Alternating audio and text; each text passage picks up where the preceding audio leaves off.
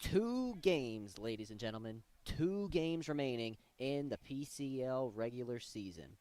This is where teams are fighting for a playoff spot, fighting for the best possible seed, and both of these teams are fighting for just that here today as St. Joseph's Prep travel out to Devon, PA to take on the Devon Prep Tide. For today's broadcast, I'm Ryan Sullivan, joined by Mark Jamison. Mark, how we doing? Pretty good. A nice day for baseball. First warm day of the year, I would say. Consistently warm week as well. So I would say that. They're saying that it's going to be a warm week. The sun is coming down here on WSJP. We had to mix and match of where we're going to broadcast here today to avoid a little bit of the sun. We didn't think to bring the table, not the table, the tent out today, but I don't know how that's fitting in the CRVZ Cole Coon's car, but that's a different subject for another day.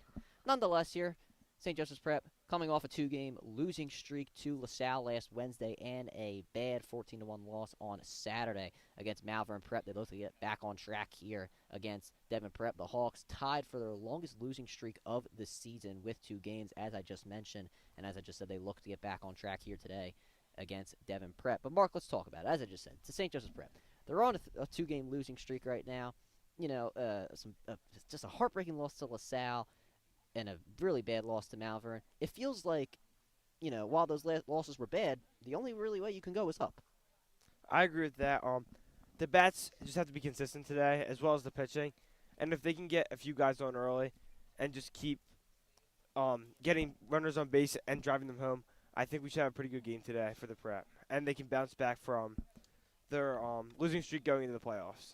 Well, Mark, you are definitely not wrong about that, about the bats getting hot here, but for Devon Prep, it'll be John Dugan starting on the mound for them today, and we'll talk about him when we get back from this prayer and national anthem break here on WSJP. Don't go anywhere. We will be right back.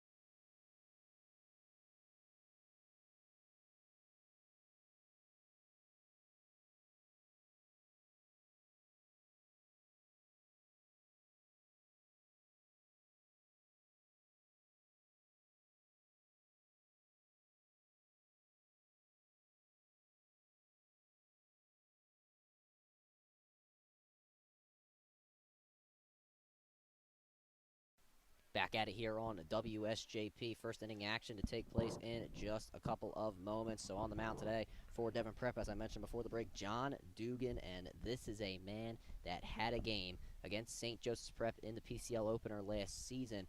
Pitched 6 scoreless innings and then threw a missile from the outfield to get Robbie Grasso out at the plate on the tag. Devon Prep came away with a successful 1-0 victory over the Hawks in that game. So obviously, Mark, a tough loss for the Prep in that one. They look to get their win back this year against Devon Prep.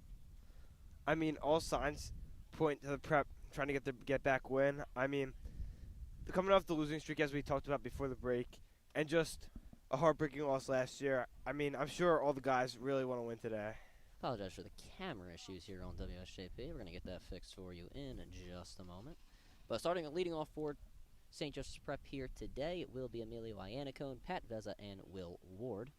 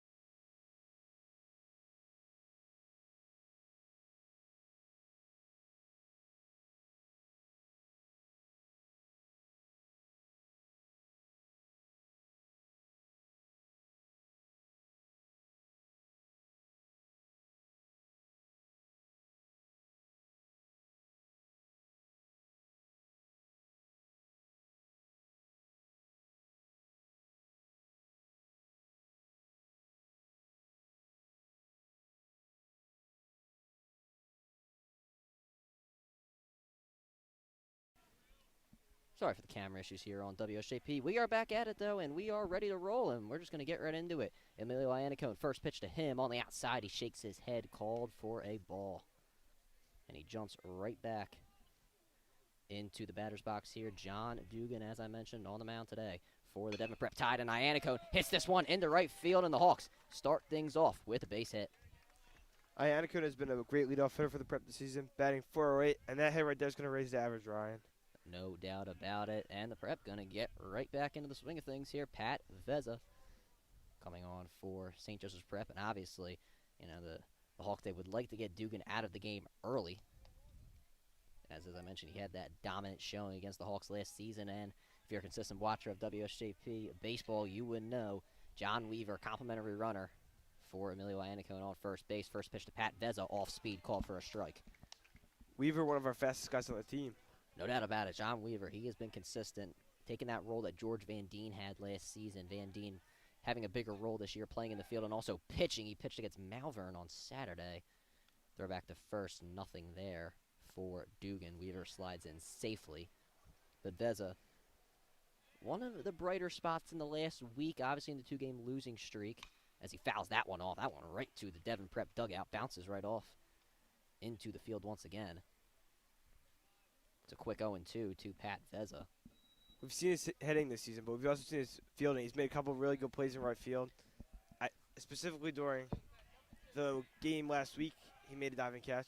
That is. And early in the season, I believe, as well. And he also made a few great plays against LaSalle, as I mentioned, one of the brighter spots this year. Veza in right field today, so we'll see him there when the Hawks eventually take the field. Another throw back to first. That one a bit offline.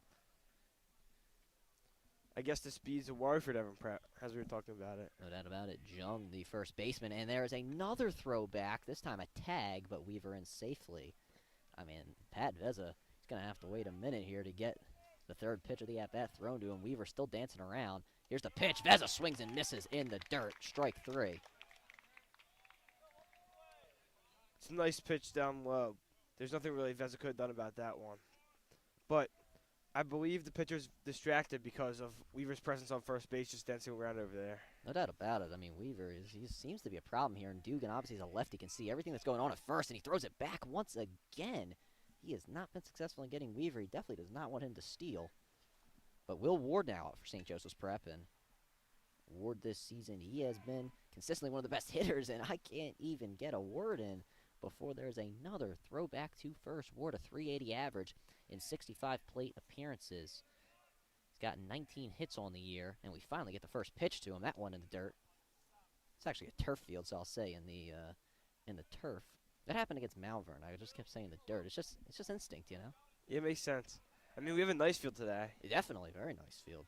There also is the lacrosse and soccer field for Devon Prep. That one right down the middle called for a strike.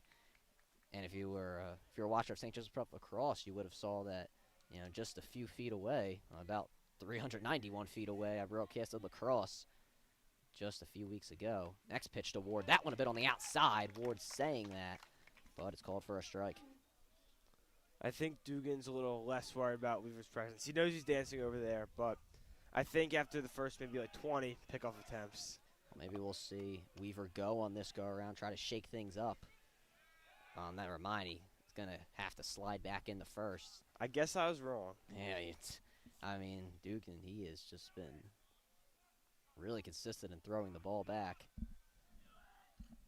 1-2. Ward swings through that one. Second strikeout of the inning for John Dugan. Dugan with a really another nice pitch. Just throws the heat in there, and it's confusing the Preps lineup today. Already 2 outs now in the inning after the leadoff base hit from Emilio Iannicone. Chris Grasso coming to the plate for St. Joseph's Prep.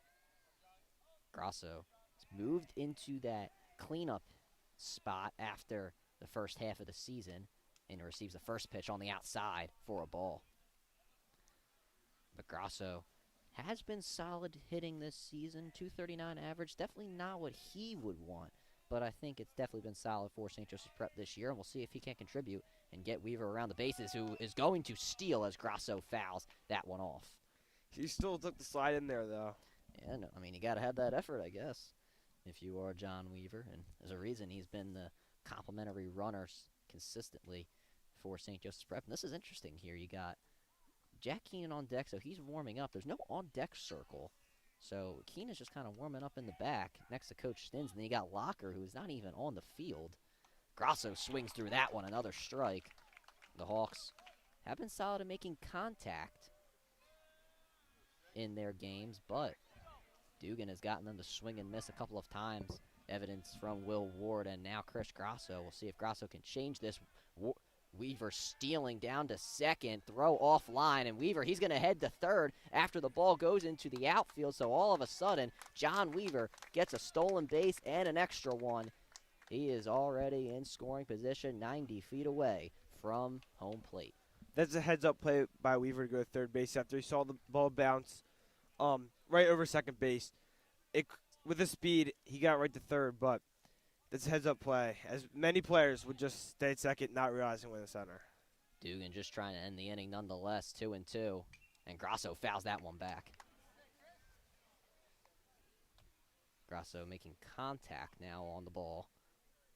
Solid job from Grasso to hold back on the pitch where Weaver stole to second.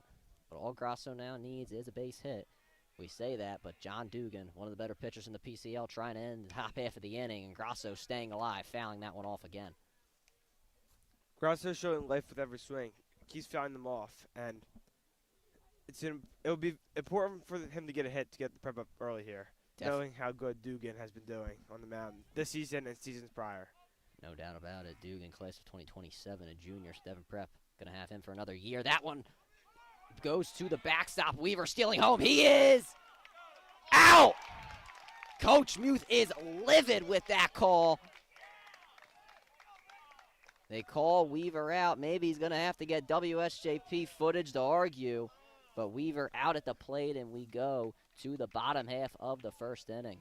It's a close call by the umpire. I don't really think there's any reason to argue there because the umps are doing the best they can.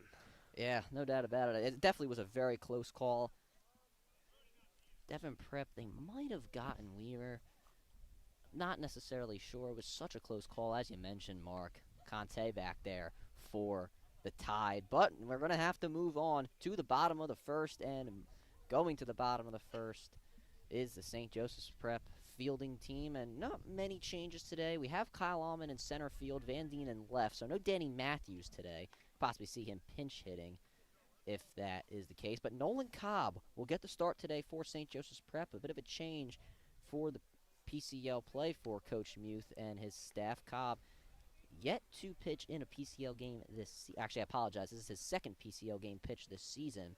Pitched against Lansdale Catholic. Mark and I were on the call for that one. He did go had one successful inning in the Hawks' 27-0 win over the Crusaders. But Nolan Cobb this year, nonetheless, a 4.06 ERA, 13 hits given up, and 10.1 innings pitched, has given up a .325 opponent batting average in 4 appearances for the Penn College of Technology commit. So now Devon Prep, they're going to have to deal with a lefty today in Nolan Cobb. And, Mark, as I mentioned, this is a bit of a change from what we've seen in the past from St. Joseph's Prep. Normally in the PCL games, they do like to start either Chris Grasso or Mira Rupertus. I think this is a good decision by the coaches. Going into the playoffs, I think they want to save Grasso or Mira Rupertus' arms. So I think this is a pretty good call by the coaching staff. But I want to take a moment to notice we have a pretty speedy outfield today. I don't think many things will be getting down. That is definitely true. We'll see how Van Dien and Allman can deal with it, but nonetheless, we will get started here for the bottom of the first inning. Leckman, the first baseman, going to be leading off for the Tide. But you do make a good point with Rupertus and Grasso, Marcal. And I might want to be saving their arms because Grasso, Rupertus, he threw over 100 pitches against LaSalle just last Wednesday. And then you've also got Rupertus, who pitched 100 against Archbishop Carroll. Rupertus, he pitched 100 against LaSalle. Grasso, 100 against Carroll. First pitch to Leckman, that one on the outside, called for a ball. Yeah, I just think also the further they can go into games in the playoffs will be more important for the Prep. Maybe save some other arms from relief. But it will be a pretty important factor for their postseason run. Right down the plate for Cobb, called for a strike. So Cobb starting off with a lefty here. Maybe the Prep trying to knock Devon Prep off balance with throwing a lefty today. Foul tip goes into Iannacone's glove, strike 2. Nolan Cobb looking for his first strikeout of the game. It will be a great one to start things off with the leadoff batter, Leckman. The Hawks had Emilio Iannacone, their leadoff batter, get on first. They went 1, 2, 3. After that, off speed, good framing from Iannacone, another ball, 2-2. Cobb getting encouragement from the crowd of St. Joseph's Prep. Pretty solid St. Joseph's Prep crowd here. Obviously, you got like the 40-minute drive to Devon Prep, so you do love to see it. Pitchers count 2-2, off speed, fouled off. And Devon Prep, they also got their guy who was in the hole, not even on the field, so that's something interesting. I was about to mention that too on the broadcast. I think there might be an opening that you just can't see. Yeah, there's a little opening, so you don't have to go all the way around. Iannacone jumps to his left, 2-2 again. That one sharply hit into right center field, and it will get down for a hit. Leckman, he's heading to second. He'll get in standing, and he might round for third. He will. Veza gets it into Locker. Here's the throw to third. He is out! What a throw from David Locker! What a heads-up play by the Prep right there. Cutting off the throw and just firing a bullet to third base. Oh, my goodness, David Locker. Have yourself a start. Gabrielle now up for Devon Prep. I can't get over that. That was such an incredible throw from David Locker. Great job from Veza to get it in as well. This one hit for a hit. It will get down the left field line. Gabrielle, he's rounding for second. Here is a throw to second. Offline, Locker can't get the tag. So 2 total doubles for Devon Prep to start things off. That was a nice piece of hitting right there for Devon. Just sticking inside the third base bag. And there's not much more you can do for the Prep to try to field that, I guess, in the infield. And the Hawks, they could not get that go around. Hannah now up for the Tide. 2 hits so far for Devon Prep, obviously. Leckman getting out at third on his first hit of the game. Nolan Cobb looking to get back in it as he has a man in scoring position here early. Off speed, first pitch, hit right to Sittler. He's going to throw to third, and Gabrielle is out at third base, so the Hawks getting 2 base runners out at third base early. Hannah gets on first, but now 2 outs in the inning. Another key defensive play for the Prep. They're playing very heads up on defense today and just practicing the fundamentals of the game. John Sittler making the throw over to third. Keenan making the tag once again. Man on first for the Tide. Here's the off-speed pitch. Hit into left center, and Van Deen makes the catch to end the inning. The incredible fielding from St. Joseph's Prep getting them out of the inning. We go to the bottom of the second here on WSJP. We'll take a break and be back in a few moments.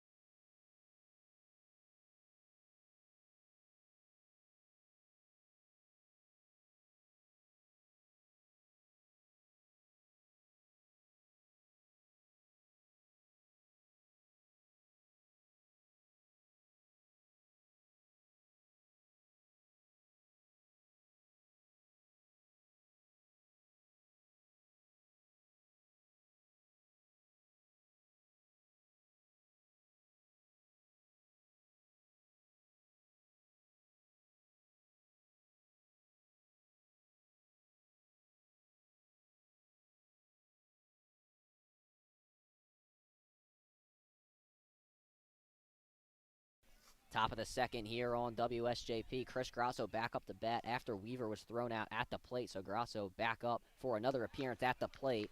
Dugan out for his second inning of work. A strike called to the Miami man, Chris Grasso. Dugan wants to keep rolling on the mound as he had 2 strikeouts last inning. Was able to get out of the inning with no damage done. That one almost went to the backstop again. Just how the first inning ended. Ball called, though, to Chris Grasso. Keenan on deck, and David Locker in the hole for St. Joseph's Prep. That's the do-up for the inning. Dugan stepping off the mound. Grasso talking to the umpire. Back at it, 1-1. That one in the dirt, 2-1. The Prep somewhat selective with what they are swinging at here today so far. Knock on wood if you're at home. Grasso holding back, and now lets the pitch be delivered, and he swings on that one. It went off the glove behind the plate. We've seen a lot of pitches go behind the backstop, whether it was a swing and miss or if it was just a ball down low or in the side. So the Devon Prep catcher has to be more aware about catching the ball and framing it correctly. Yeah, Conte back there today for the Tide as Grasso hits this one softly off the first base line, and Jung makes the catch for the first out of the inning. Unfortunate for Chris Grasso, just got a little bit of it after he got another opportunity to swing the bat, and he goes down. Jack Keenan up. Yeah, just a pitch inside that he popped up. There's not much more you can do with that pitch. It's a good pitch and good delivery from Dugan. The Hawks now making contact after they really weren't in the first inning. First pitch on the outside from Dugan. We know Dugan's ability to throw strikes, as we've seen it here in the past inning, 1.1 innings. Now, off-speed, beautiful slider for a strike. We've seen a lot of off-speed from Dugan so far already, and that's his bread and butter today.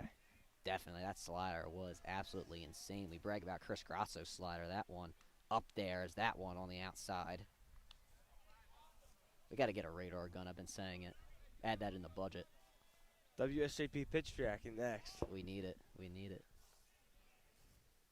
Keenan swings on that one on the high cheese.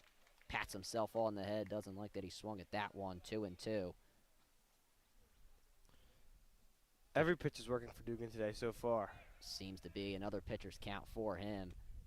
Full count now to Jack Keenan.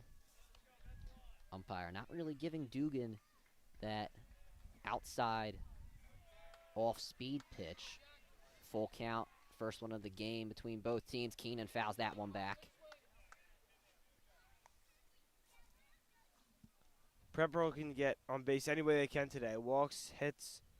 That'll be key for them to end their losing streak. Walks is just as good as a hit. Keenan swings through that one. Strike 3. John Dugan, 3 strikeouts already. Now 2 outs in the inning. It'll be David Locker up to the plate, and Locker had that missile from the outfield all the way to third base to get Leckman out as the first batter, and he looks to get something done here on the offensive side of the ball as the first pitch is down low for a ball. Locker steps back in the batter's box. Off speed, fouled off. We saw a lot of contact last inning, but not as much this inning as Dugan's just been firing into the zone, whether it's been sliders or fastballs. He's just been gunning them by the Prep hitters. Umpire needs a water break, and honestly, who could blame him? I mean, it is hot out here. I mean, that's why I elected to move us back into the shade a little bit. I would argue one of the hottest days of a WSJP broadcast this year. Yeah, this was probably the second, I would say. Newman Goretti, that was bad. It was like 92 degrees, and then we didn't have a great start. We had to fix the stuff, and it was hot. I didn't even have like a dress down day or anything like I had today. 1-1 to Locker. He check swings on that one for a strike. Dugan working the Prep batters quickly and trying to get out of the second inning with giving up no base runners as he did in the first inning. We can hear chants from the Devon Prep dugout. Cheers now, chants, whatever you want to call it, from the Devon Prep dugout, trying to end the inning. And Locker fouls that one off. That one almost hit Coach Kev. Shout out. It wouldn't be a great shout out if he got hit, but you get my point. I do. Still 1-2. Locker making some contact. We'll see if that can lead to something in play. And he hits this one up the middle for a hit. Or never mind. This is going to be a hit actually nonetheless. Beautiful diving play at short. But David Locker gets on with an infield single. Dugan was barehanded that pitch as well. Yeah, that would have been incredible. David Locker, incredible play in the field last inning. Now getting a hit here on the offensive side of things. It is with 2 outs in the inning, not necessarily where you would like to be if you're St. Joe's Prep. Kyle Allman now up. First pitch to him on the outside. Allman hasn't necessarily been hitting a lot in the last couple of games. Only 19 plate appearances on the year for 3 hits. We have that one low called for a ball. The Devon Prep side not liking that. We have seen his speed and fielding abilities, however. Yes, he's been in the field and also been on the base path as a complimentary runner for St. Joseph's Prep. Allman just recently signing to play football at Catholic University next year as he fouls that one off. Signing day just about a week ago. I was there. I think Sam Salmon was there as well. I don't know if anybody else was, but Cristiano was there. Cristiano taking good photos today, wherever they are. I don't know where they are at. They're like at the end of the Prep dugout. I can see them. I can see Cristiano's head. Doing one now to Kyle Allman. Calling time, and he gets it.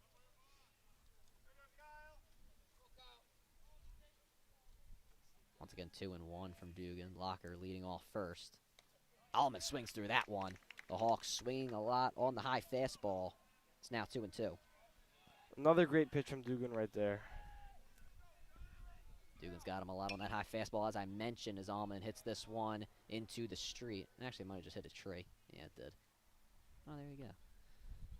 And watch out for the people over there. Oh, somebody's running to go get it. I think that's Gabrielle over there. Maybe Drew Z can go run and get it. Locker now caught in a rundown. He's going to go to second, and he will be safe. Risky play right there from David Locker. Locker just kept on going, and Dugan's pickoff attempts not going in his favor there. David Locker, what a start. A base hit, incredible outfield assist, I apologize, and now a stolen base. Back to the at-bat. Allman takes the ball. Now a full count.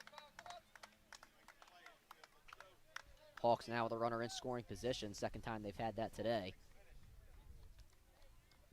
It'll be important to drive them home if they can. Dugan taking his time on the mound. See if Allman calls time. It doesn't look like he will. Full count. And he hits this one. A chopper up the middle. Going to try and run it out. He can't do so as Devon Prep get out of the inning. They let up David Locker, but the Hawks can't do anything with him. We go to the bottom of the second on WSJP. Mark, not a bad first 2 innings for the Hawks. I mean, 7 total plate appearances, and you've got 2 hits. Just got to be able to drive them in moving forward. I mean, we've seen the speed on the base pass and everything has been going well for them there. But the way you score is getting runners on the base pass, and the Prep has struggled a bit with that today. Other games we've seen them generally get more runners on base in the first 2 innings, but they've been doing the same thing to Devon, so the Prep will just look to have a good inning defensively and try to get the bats going next inning. We will see. It'll be 8-9 top for St. Joseph's Prep in the top of the third, but the Hawks now going to have to try and get out of this inning here. Bottom of the second, Nolan Cobb back out for his second inning of work. Cobb did give up 2 hits in his first inning of work. And we'll see if he can get back into the swing of things. Not giving up a run, though. Obviously some great fielding from St. Joseph's Prep in that time. But we'll see if that can continue here in the bottom of the second. As we get a quick throwdown. That goes to the outfield, but it's all right as long as it doesn't happen during the game. It'll be Jung pitching. Or hitting, I apologize. For the Tide. Jung, tall guy. Reason he plays first base.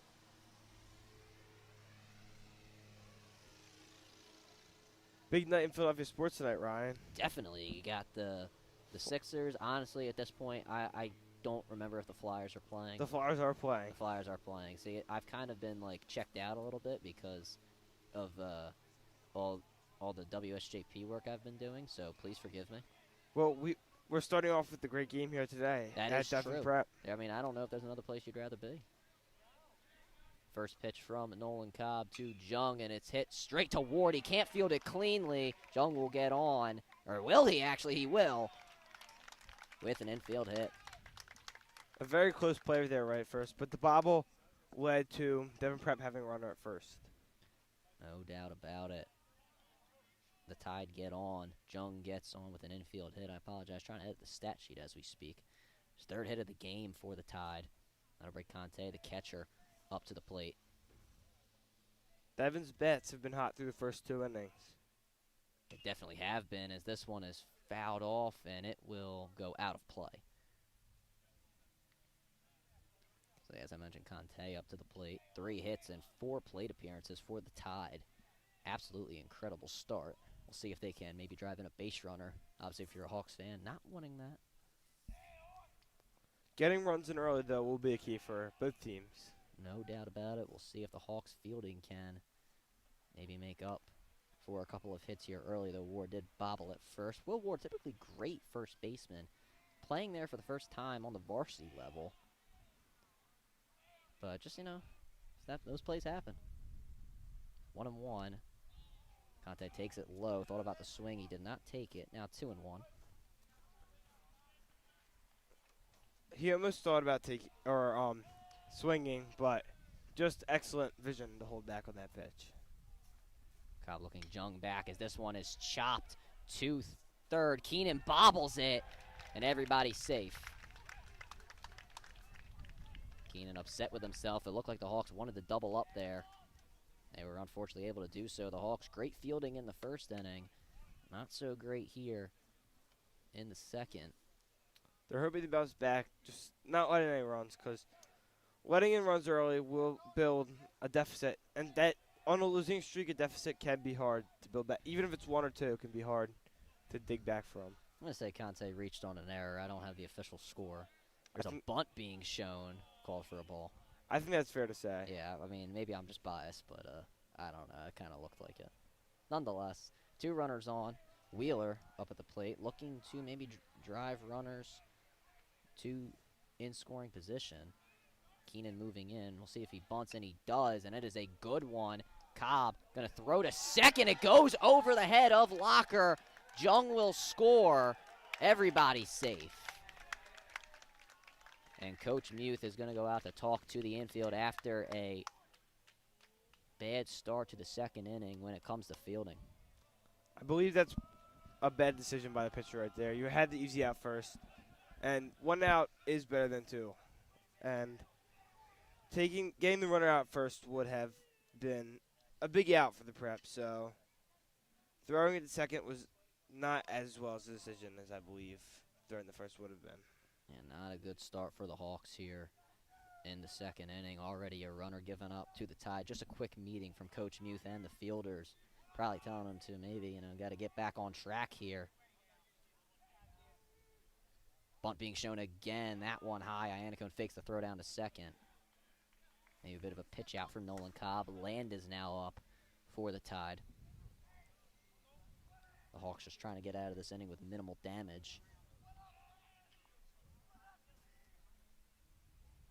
Cobb looks back down to second. Bunt being shown again, and this one will go out of play. Oh, almost caught by a fan. That could have been one of the nicest plays of the WSJP season. Could have. Oh, well, Coach Muth makes the catch. That was a good throw over the fence here, or the netting, I guess I should say. Agreed. 1-1 now from Cobb, looking to get back into the swing of things. Bunt being shown again from Land. He misses on that one, but it's called for a strike. Hawks looking for their first out of the inning here.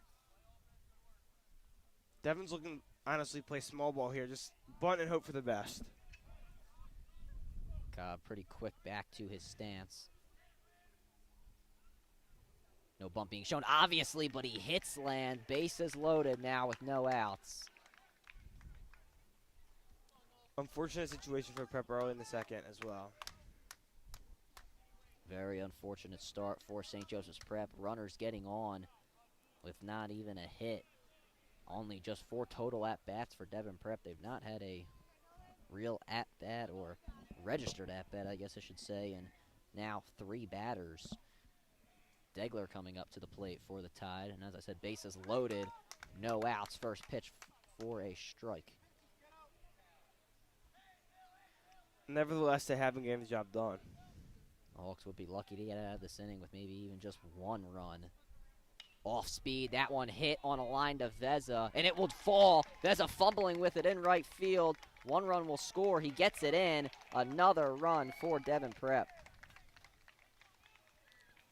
Just not to start the Prep winning today. As I said earlier, digging back from a deficit this big on a losing streak can be a tough matter.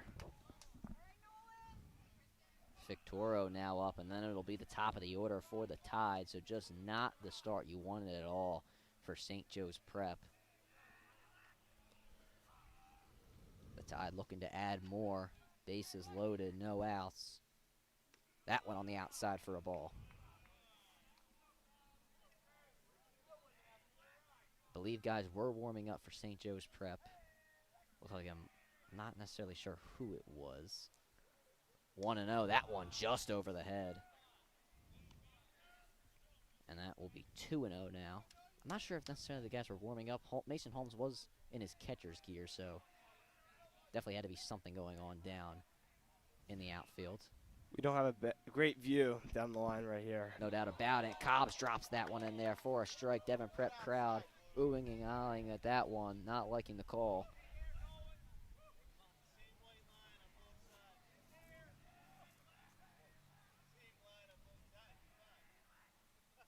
Two and one. Low again, 3-1. 1 more ball. Devon Prep gets their 3rd run of the inning. That's not how you want to see a run come in. There hasn't been a run driven, or there hasn't really been a clean run driven in this inning. I guess that's fair, and Cobb just gets a time called there, and it's now 3-1, as I mentioned. Looking to possibly get a full count or something better, maybe a double play. Infield in for the Hawks. Instead, he will walk. Another run for the Tide. It's 3-0.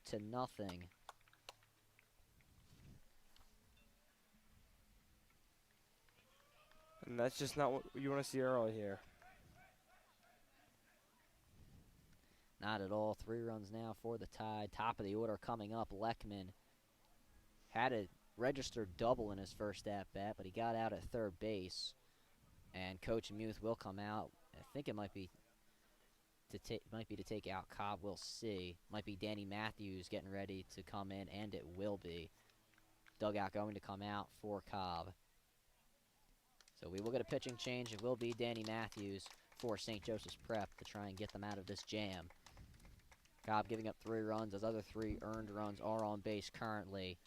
Matthews looking to shut down Devon Prep. And we'll see how long Coach Muth decides to keep him in the game for the Hawks. In a bit of a pickle here on WSJP. We'll be back after the pitching change.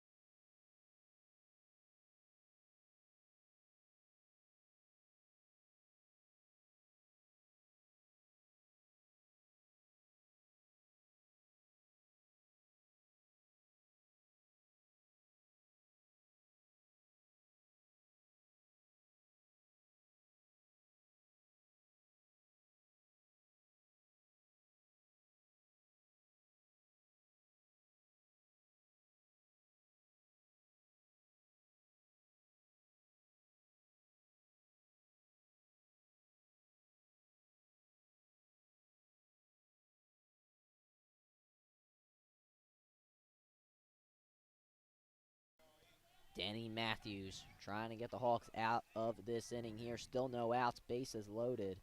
Not the best situation for Danny Matthews to be in. First pitch is high, ball 1. Matthews this season a 1.26 ERA, 11 hits given up, 4 runs in 16 and 2/3 innings pitched. 9 appearances this year for Danny Matthews. That leads the team.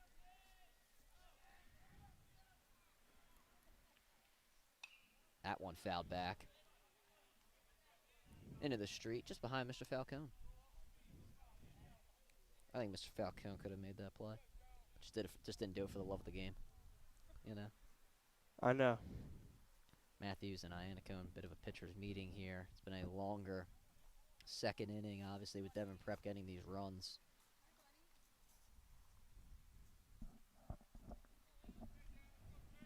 Matthews is looking for preferably a double play or a strikeout in the situation. Just maybe take a bit of pressure off from the situation. Anything that could result in an out would be great for Matthews. Another off speed on the outside.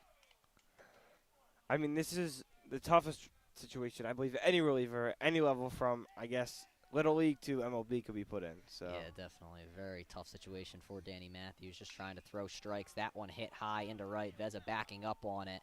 He makes the catch. He's going to make the throw into home. It's a solid one. Everyone's safe.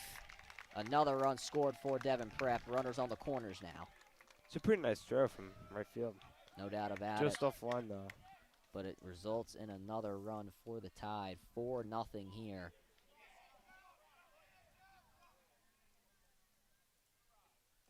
Devon's coach comes out to speak with the umpire. Not necessarily sure why, but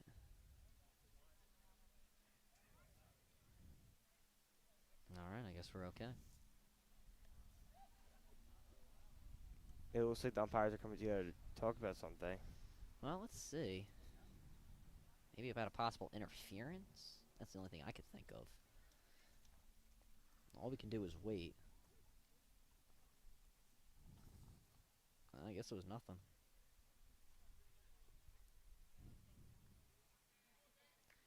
So the Hawks, they get their first out of the inning. While it does sacrifice a run, with bases loaded, no outs, that's probably something you're going to have to give up.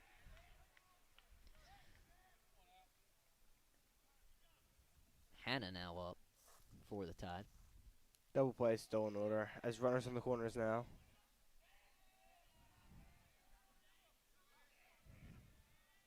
First pitch from Matthews. Nice off speed for a strike.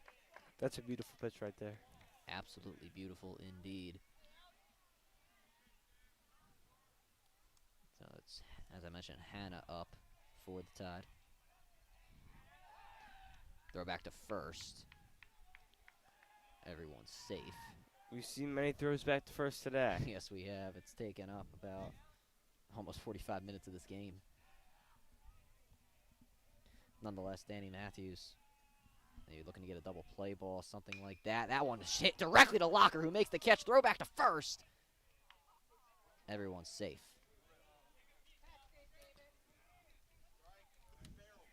Nice play from David Locker over at second. He has been the bright spot in Hawks fielding that has been subpar, to say the very least. And we've heard great play David Locker many times today, Ryan. Yeah, David Locker has made some plays, a base hit, stolen base, 2 plays at second base. It's been his day. Throw back to first. Ward drops the ball. Going back to that play, I think 1 second earlier with the throw, I mean, he obviously bobbled it. It's not an easy play. I think the runner would have been out.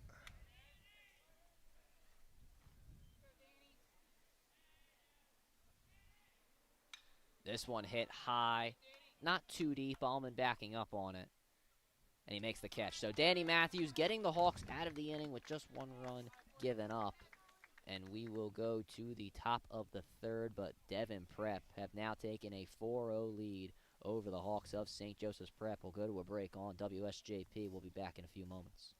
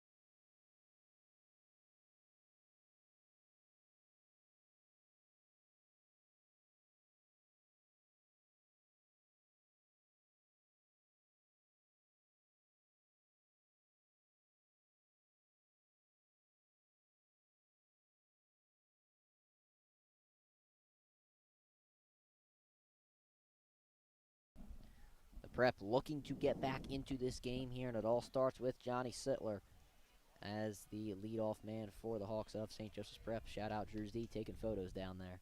And Sittler showing bunt, and it's a nice one up the third base line, but it goes foul. The wind just getting it there. Unfortunate for Sittler. If it wasn't for the wind, that probably would have stayed fair. I agree. That was beautiful. Also, shout out to Cristiano taking pictures. Kind of forgot about him. Yeah, wow. Drew Z was just in frame, taking up all of Sittler's spotlight. We can't see him in the broadcast. I just checked the camera. Yeah, you can't see Cristiano. Cristiano's kind of, he isn't like the public fame, I guess you should say. Though Cristiano's been on the mic with me before. We had a great broadcast against Archbishop Carroll. 0-1 to Sittler. That one goes to the backstop. Bit of a shorter backstop here. You just see a few feet between the green and the brown. Probably led to Weaver not being safe at home in the first inning. Agreed. I mean, we've seen some bigger backstops at PCL, especially the grass fields. I feel like normally have bigger backstops. But the one at Malvern on Saturday was really big. That was very solid. I can't comment on that. That's true, yeah. There. That one inside from Dugan, 3-1. But Rutgers Camden, I feel like they have That's a solid. big-ish backstop. Yeah, that's like, I guess, medium size, if you will. I would say normal MLB size. Yeah, that's fair. I mean, it's a college field, so. Sittler swings through that one. It's a full count. He actually tipped it. Dugan just continue. I've been keep saying it. Dugan continues to fire into the zone. He's not afraid of throwing fast in the zone. Not at all. Full count to Sittler. High ball four, so the Hawks get a leadoff man in Johnny Sittler. And now George Van Deen up for St. Joe's Prep. The crowd was not a big fan of that call. That one might have been a bit high, but the Hawks, they have been swinging a lot on that high fastball, so you can understand their frustration. But as I mentioned, George Van Deen now up for St. Joe's Prep. Van Deen, sometimes he hits, sometimes he doesn't, but he has been consistent in the 9-hole slot this year. Arguably, I would say the best 9-hole hitter in the league. 414 average, 34 plate appearances with 12 hits on the year for George Van Deen as he lines that one into center. And the play will get over the head. Sittler doesn't notice.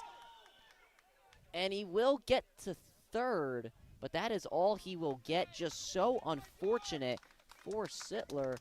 Land couldn't get it. The sun might have gotten Sittler's eyes a little bit. He just thought it was caught, and honestly, I did for a second too. Yeah. But George Van Deen gets a double.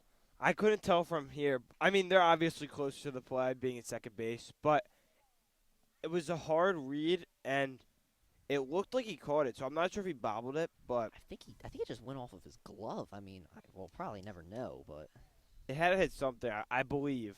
it definitely did. Because it definitely didn't immediately drop from our view. Yeah, I definitely think that it went off of his glove, but that'll be a different discussion for another time as Emilio Iannicone is up for St. Joe's Prep. Top of the order now for the Hawks. Both runners in scoring position. First pitch on the outside for a ball. After the John Weaver unsuccessful steal to home, you would definitely think that the Hawks would hold their guys at third base now, even if the ball does go to the backstop. Iannicone, also one of the most successful batters for the Prep this season, batting a bit higher than 408 now, as he got a hit last at bat. Good hold back from Iannicone. Thought about the swing, he didn't do it. 2-0 now to him.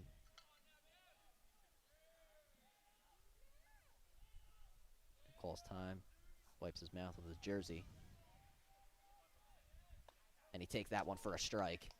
He knows he saw it. Sometimes he shakes his head when he knows that it's a ball. Iannicone just pretty much hogging the plate, as you can see on your screen. Not giving Dugan any room on the inside as he fouls that one off. It's a close play down the line. Hear the crack on the bat from Emilio Iannicone. Everybody was a bit nervous on that play. Even a long fly ball would work out for the Prep, as you know, George Van Deen could possibly take third base on a sacrifice fly. Pitchers count 2-2. Iannicone once again fouls that off.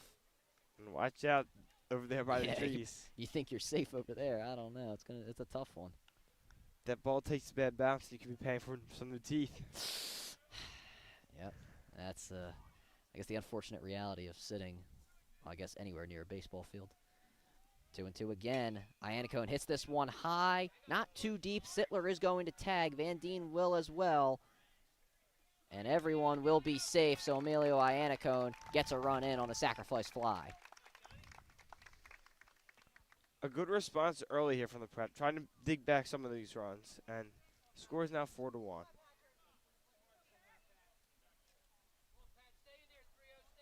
So now Van Deen over to third. The Hawks, they get a run back, 4-1. They're going to have to claw their way back into it. Veza trying to get on here, and the Hawks definitely need to get somebody on here if you want to keep that train going. First pitch on the inside, good framing from Conte, called for a ball. Another fast guy at third base as well. Led the Prep in stolen bases last year. Yeah, we know the speed of George Van Deen, most likely the fastest one on the team. Veza swings through that one in the turf for a strike. Dugan just continues to fire, and some Fast pitches here this afternoon. And he can also fool the pitchers with his off speed. That one hit the second. Veza is out. Van Deen holds at third. There was a bobble at second, but Van Deen holds nonetheless. 2 outs now in the inning. And now Will Ward is going to need a hit here to drive in George Van Deen. That was another close play. That play could have gone either way, in my opinion. I think the runner honestly was safe, but I'm not the umpire, so. Yeah. That one goes to the backstop. Van Deen holds nonetheless. It was a fastball from John Dugan, so you can understand why Van Deen held back there. Obviously, the Hawks probably learned their lesson from John Weaver getting out at home plate in the first inning. And that also, with these fast pitches, is making them bounce back. This one gets through for a hit. Van Deen will score. Will Ward with an RBI base hit. Getting 2 runs back in the third is very good. And as long as the pitching staff continues to fire in pitches like Danny Matthews last inning, the Prep can still claw their way back into this game. The Hawks don't elect to put a complimentary runner on for Will Ward at first. Grasso now up. First pitch on the outside for a ball.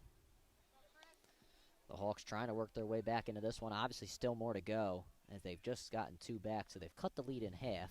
But obviously with John Dugan on the mound, you would hope to get more here in this third inning. Still 2 outs. That one on the inside, Grasso blowing a bit of air. That's not really liking that call. Oh, bless you, Mark. Thank you. There's a lot of bugs out here. A lot of pollen, too. Yeah, and it's peak allergy season as well. Yeah. Grasso looked like he just got that one on the end of his bat. Still made some good contact on it. Yeah, pollen season sucks. My brother really suffers with that. I'm like okay. I'm not really allergic to pollen. I used to be bad, but I mean getting better. I feel like there's still some sneezes here and there. Some people like when they get into their older years, they don't necessarily like it. That one called for a ball. Looked like the home plate umpire was ready to call it for a strike. Then go to the infield umpire. He calls a ball there. That one looked on the inside. 2-2 now to Grasso. We've seen this story before with John Dugan. Has done well with getting hitters out on the pitcher's count. 2-2. And Grasso hits this one directly to second. It's fielded cleanly. Throw over to first. Made for the third out of the inning. So the Hawks, they do get 2 runs back as we go to the bottom of the third. Mark, not a bad third inning for St. Joseph's Prep. You obviously want more, but definitely something to build off of. Yeah, getting those 2 runs back earlier in the game is very important for the Prep. You don't want to go into the 5th or 6th still with 0 runs on the board as Devon put 4 up last inning. And you kind of just want to claw back each inning, maybe get a run or 2 each inning. And now we should watch for the pitching staff to go to work as they look to hold this to a 2-run game, not try to let it get any more out of hand. No doubt about it. Matthews out for his second inning of work here. And you expect to see Danny Matthews till I would say at least the 6th inning. Coach Muth could want to save Matthews for Wednesday against Archbishop Wood, and that's what you would think why Grasso and Miritu Rupertus not starting. You might want to put them in there against Wood. We did see that earlier in the season where Coach Muth just used Grasso and Rupertus against Bonner. The Hawks walking away with that one in the PCL opener. So we'll see how they do here, or continue to do here, I guess I should say, against the Tide of Devon Prep. And the throw down to second. This time, Locker able to secure it, and we move on. So up first for the Tide will be the first baseman, Jung, who just made the play at first base to end the top half of the third. Druzy no longer blocking our view. No longer blocking our view. Love to see. I guess you love to see Never it. mind. Never mind. Druzy just have to take He's all back. the fame. Cristiano, look at him. Not taking any of the fame. Just a humble guy. Off speed. Softly hit to third. Keenan has to make the throw on the run, and he makes it over to Will Ward for the first out of the inning. Very nice bounce back plays. Last inning we saw him bobble a ground ball, which could have been one of the reasons that Devon got the runs last inning. But that's a great bounce back play right there from Keenan. Definitely the reason that they got most of their base runners. Conte now up for the Tide. Hawks fielding looking to improve off of the very, I guess I should say, just not great, to put it into full terms, in the second inning. Now in the third inning, looking to get a bit better here. That was a solid pitch from Matthews, just a bit on the outside on the top right corner. Matthews has had various other well-pitching performances this season. Definitely, as he blows that one by Conte for a strike. 2-1 now from Danny Matthews. Looks to keep things going here. Right back at it. Iannicone jumps to his right. That one on the inside. 3-1. Matthews definitely doesn't want to give up a base runner here. Matthews, however, has been a bright spot in this Prep pitching staff. That one inside, ball 4. 2 straight pitches on the inside for Danny Matthews. Gives up a base runner. Conte gets on again. First total walk of the game for St. Joseph's Prep. Wheeler now up.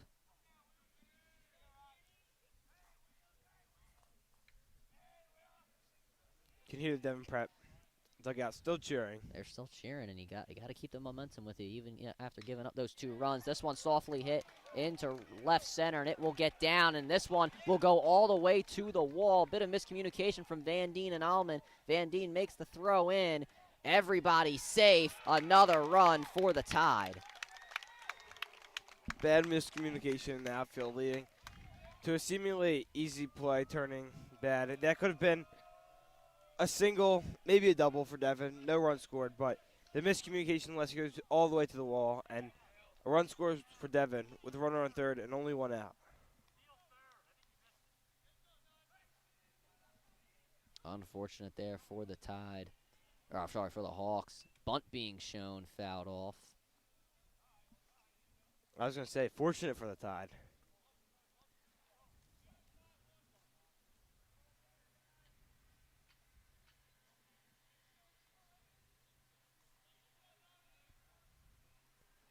Oh, and 1 now from Matthews. That one in the dirt. Fielding issues continuing to plague St. Joseph's Prep today. This is so surprising. As the first thing, the fielding was excellent. Yeah, and then, I don't know. Infield in now for the Hawks. 1-1. Right down the plate for a strike to land. Got on with an error in his first appearance. 1-2 now to him.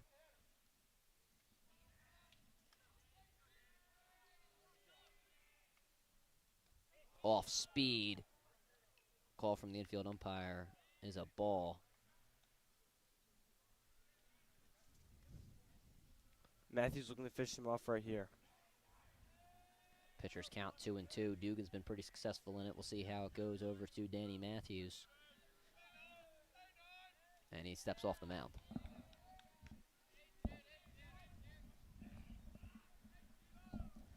Two and two. Danny Matthews puts land away. Strike 3. Got him looking. Coach Muth barking out orders to the outfield of St. Joe's Prep as they just need 1 more to get out of this inning. A very nice pitch, off-speed pitch there from Matthews. Fools the hitter right there. First strikeout of the game for Matthews. First total strikeout today for St. Joe's Prep. Iannicone jumping to his left. Degler now up as he takes the first pitch for a strike. After the triple from Wheeler, the Hawks looking to get themselves out of this inning. Devon Prep, they got that run back. The Hawks kind of back in a hole here with 3 runs. They have to score that one on the outside off speed. That's not what you want to see as well. An inning just after the Hawks have rallied after an early deficit from the Devon Prep Tide. 1-1 from Matthews. Off speed again in the dirt. Turf. Goodness gracious. And then on, if wood, I think they have a grass and dirt field. I'm going to say turf then. It's going to be a whole thing. So turf infield and dirt outfield? No. We'll talk about this later. 2-1. That's a nice pitch from Matthews. Good framing. No, like the like the dirt, like the infield and the grass, like Oh, outfield, like yeah, I got you. yeah. Pitchers count again for Danny Matthews, 2-2, trying to get out of this inning. Can't do it on that one, full count. We've seen a lot of full counts from the prep today, and that's not what you want to see from the pitchers. The Hawks looking to get out of this inning, as I've mentioned, full count. That one on the outside, ball 4.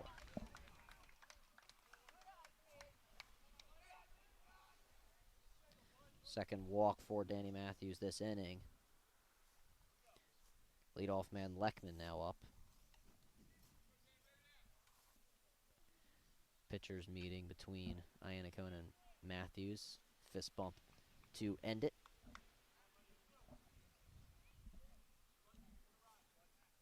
It's been a long couple of innings here. Just about an hour into this game.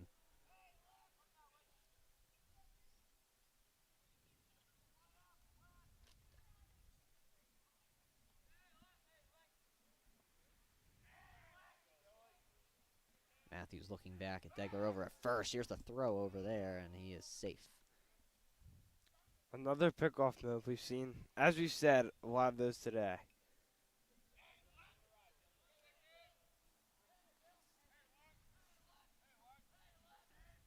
First pitch to Leckman. Degler stealing down to second. Locker cuts it off. And they're going to say interference. That is going to score a run.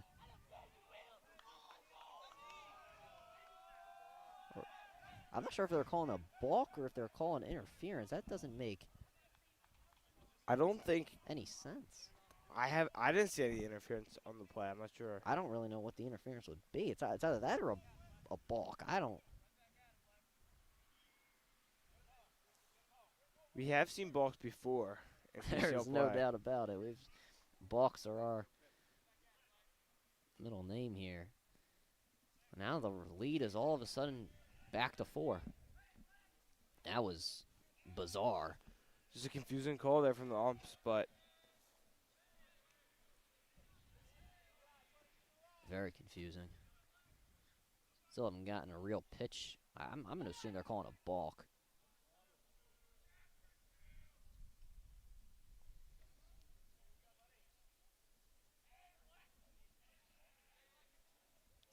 could be throwing off the pitcher's groove as well here. They're trying to do so. Here's the first pitch to Leckman. That one in for a strike. That one almost looked like it was in the dirt. Matthews maybe getting away with one.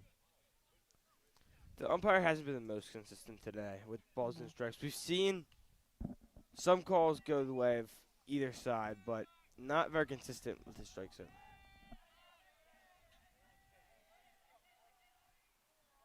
0-1. Inside, another strike called. Matthews looking to get out of this inning here after Devon Prep have scored 2 runs of their own in the third.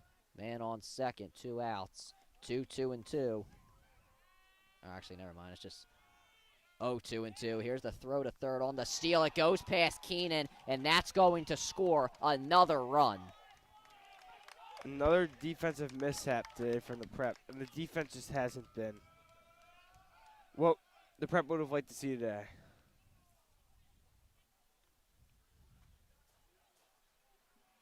It is now 7.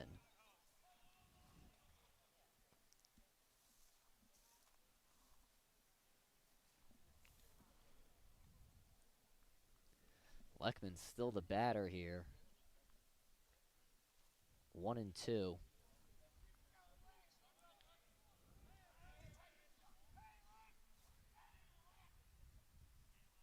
Here it is. That one on the outside, 2-2. The Prep just looking to end the inning now. Yeah, this has been a disaster of an inning for St. Joseph's Prep. Disaster of the last 2 innings, I guess you should say, on the defensive side of the ball.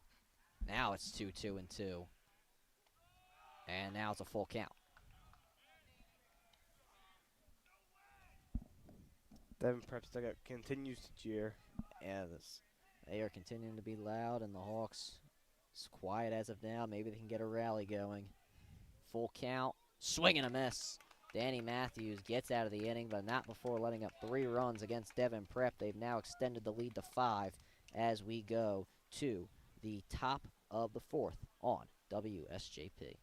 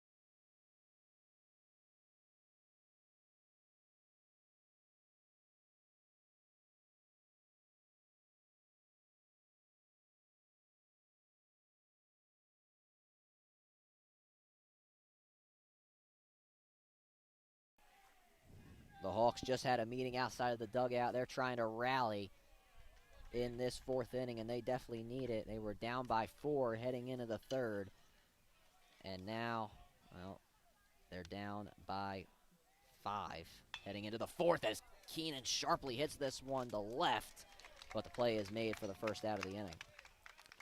That's good contact there from Keenan. The Prep are looking just to get contact, hopefully get running some bases. But the more contact we see, the better. Now it feels like if you're St. Joe's Prep, you know, it's good if you have contact, but now as the game is winding down, it feels like you need those to result in hits. David Locker 1 for 1. He's been the bright spot in an otherwise not so great start for the Hawks. Maybe he can look to get a rally going right here. First pitch on the outside. Give a lot of credit to David Locker, though. He's had a really good game.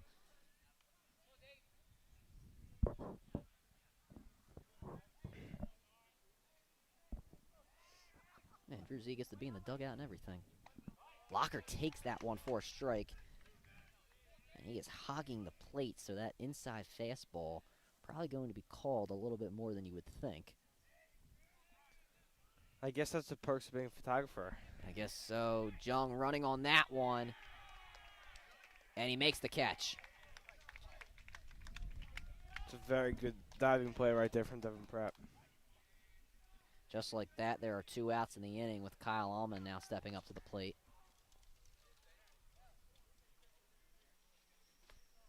Quick inning is not what you need here if you're the Prep. Yeah, you definitely want to get the runners going. Hawks frustrated.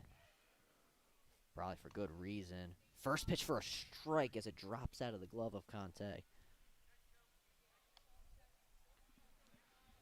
The ump hasn't really been calling many pitches outside like that, so that's a surprising call right there from him. That one high for a ball, smacking the glove of Conte. Allman looking to start something for the Prep with 2 outs. They were able to get a mini rally going last inning with 2 outs as Allman takes that one down the plate for a strike.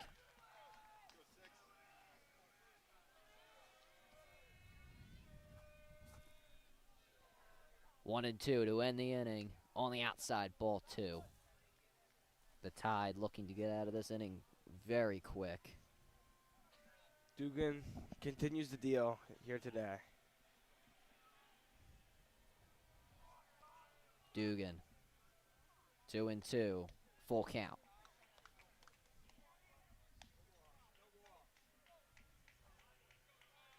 If Allman can work a walk here for the Prep, that would be big for them, as his speed is devastating on the base paths for our teams. Hits this one high, not deep. into right, and the play is made to end the top half of the fourth inning. The Hawks go 1-2-3 very quickly as we go to the bottom of the fourth. And Mark, now, I don't mean to be really negative about it, but that inning kind of demoralizing if you're the Prep. I agree. You bounce back with a very nice inning after Devon's 4 runs, but then you allow 3 and can't do anything. That's very devastating for the Prep. And looking to end their 2-game losing streak, that's definitely not what you want here going. And their next opportunity will be in the 5th inning, which is later in the game for St. Joe's Prep. Danny Matthews back out to work for the Hawks. He probably didn't expect to come into the game after, the not so great start for St. Joseph's Prep. Jersey just getting a photo of me. I can't take this seriously. Going right up to my face. Nonetheless. Anyway, Matthews working here. The Hawks giving up 7 total runs in the last 2 innings, as Matthews looks to continue to work in the bottom of the 4th inning. I'm sorry, Jersey. I just can't take this seriously. Anyway, throw down to second. Fist bumps from the infield, and we move on. The Prep hoping for a good inning on the mound, and we haven't seen one of those really since the first. We will see. First pitch on the outside from Matthews for a strike on Gabrielle.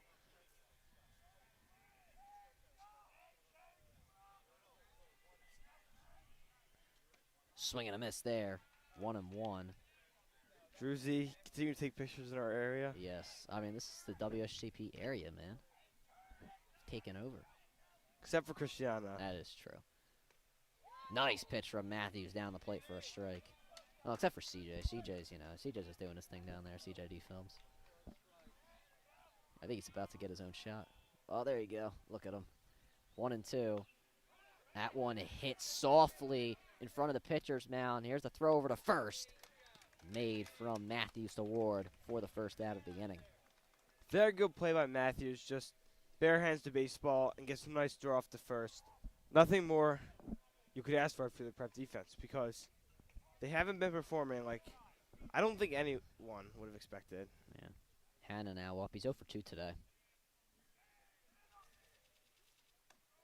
Good framing from Ianico, called for a ball nonetheless.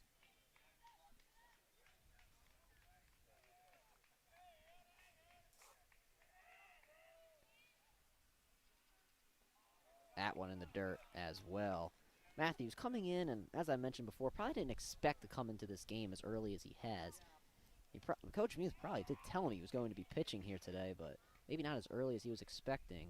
Maybe the reason that he was not playing in the field today, the Hawks just wanted to get him ready with his arm, and they needed to get him ready early. He most likely expected to come in the later innings, maybe the 5th or 6th, but surprises always happen in sports, and you always have to be prepared nonetheless. Third walk of the game for Matthews as he walks Hannah. Dugan now up. Dugan's 0 for 1 today. Dugan obviously has been on the mound, and he has been dealing, obviously giving up those 2 runs in the third, but other than that, he's been pretty dominant. Obviously had the 1-2-3 4th inning. He's going to show bunt here, and that one is a strike. We've seen him on the mound throw an awesome game, and maybe he can show his game on the base paths for Devon as well, driving in some runs. 0-1. Here's the throw back to first. Ward comes off the bag, doesn't make the tag.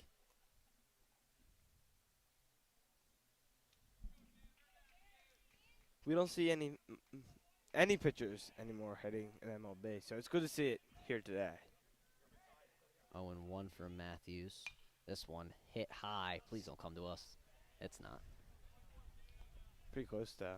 Oh, jeez, I got a little scared. It looked like it was going to hit the camera based off, like, the original trajectory. But the wind spares us some cameras. 0-2. Throw back to first again. Ward makes the tag, but it's not in time. We've seen a lot of action down there at first base. A lot of, yeah. I mean, there's been so many pickoff attempts. Matthews looking for his second out of the inning. It's 0-2. He throws back to first again, and that one will go past Ward. Another fielding error for St. Joe's Prep. Hanna going to hold at second.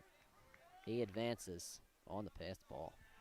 The Prep has to be careful with their throws from now on, as we've seen some unnecessary throws lead to some bad plays for the Prep here, and again, just not what you want to see from this Prep defense. 0-2 from Matthews.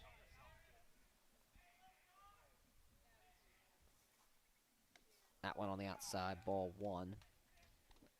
Danny Matthews trying to get out of this inning here. Obviously now a runner in scoring position for the tie, and if you're the Hawks, you definitely do not want to give up another run, especially with the score that it is right now. Dugan hits this one high into right. Veza backing up on it. He makes the catch. Hanna tagging from second. He'll get into third standing. So the Hawks, they sacrifice a out for another base runner who advances. The wind looks like it is playing a factor in the outfield today. That pitch or that hit looks like the field has had a bit of trouble tracking it, but they finished the play cleanly in the outfield. Going to need something pretty flawless if you're St. Joseph's Prep. And Jung will foul this one out of play to start. And watch out on the grass again. Yeah, got people playing wiffle ball over there. Please watch out. You don't need anyone to get hit today. No. Or not any today. day. Yeah, that's fair. I mean, it happens. Part of the game. True. Here's the 0-1. That one on the outside. And as I mentioned, the Hawks, they're going to need something pretty flawless to get out of this inning with not another run scored. It'll be their first scoreless inning since the first. That one's low, 2-1. Matthews not giving many of these Devon Prep hitters something to really hit, as obviously they've been making some great contact today. Junk fouls this one off. That one will go into the woods. To some houses, probably. No, it came back. It's right there. Oh, well. How? I thought it really looked like it went I think flying. he hit off a tree. It could have, yeah. Or there's a sign back there, maybe that. This one fouled. I look like it just went out of play. The grass is not getting some action in this game today. Yeah. If you want to work on your fielding skills, if you're an outfielder, then you got the grass right there. Maybe we'll get Drew Z out there and just make a few catches for save the Devon Prep player some running. Yeah, you know what? Drew Z man form with others. I don't see why not. Pitchers count for Danny Matthews. 2-2. He delivers, and he puts it in. Got Jung swinging. Gets out of the inning with a man on third. The Hawks go their first scoreless inning since the first, and we go to the top of the fifth on WSJP. 3 more actually, I apologize, when we come back.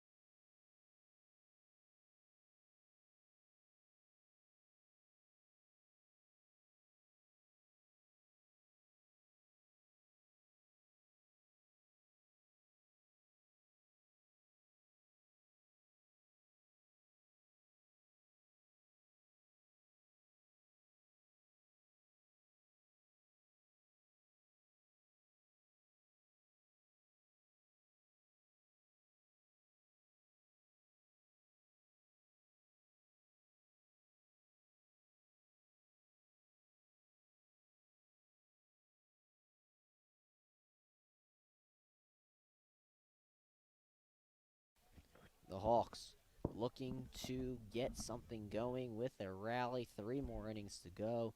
Johnny Sittler looking to start things off. First pitch right down the plate from Dugan for a strike. He has been, what the kids like to say, cooking. I guess that's a good word for it. That is a good word. Maybe not Miss Cook level vocab, but you know what?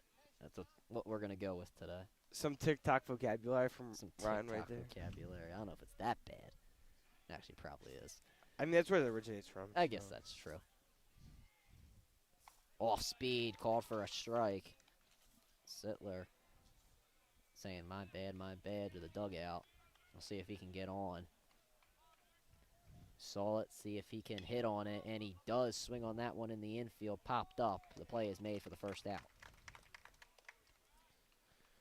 The Prep bats still aren't hot right now at this point in the game, and as we get into the later stages of the game, they're really going to need to start getting the bats going if they want to end this losing streak. No doubt about it. George Van Deen up for St. Joe's Prep. He had a double in his first appearance. The only Hawk with an extra base hit today. And he fouls the first pitch off. Oh, man, that almost hit Pat Vezza. Stuck up there now, though. Is it actually stuck up there? Yeah, you Oh, see yeah, there's two of them. the one just went there, though. The other one must have been there for a little while. Van Deen swings through that one. Another strike. John Dugan seems to be flawless in his last 2 innings of work thus far. That's some fast stuff. Steps off the mound.